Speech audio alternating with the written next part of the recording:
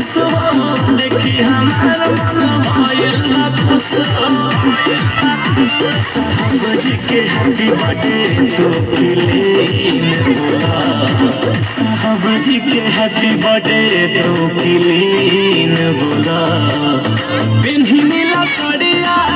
एमे हरिया जय भीम बोला पिन्ही नीला साड़िया एमे हरिया जय भीम बोला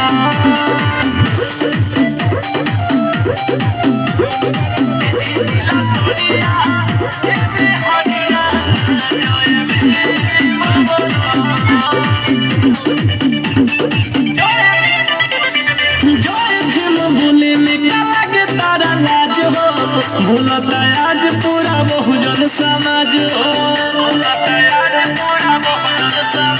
आज बोले लागे कलाज हो भूलता आज पूरा बहुजन समाज मिथिलेश कहे मुँह खोला राम विकास कहे मुँह खोला